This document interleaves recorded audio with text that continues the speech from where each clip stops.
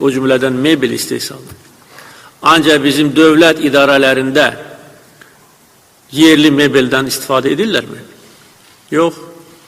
Hər bir kiçik məmur istəyir ki, xarici mebel olsun onun kabinetində. Nə üçün? Bu nə ədəbazlıqdır.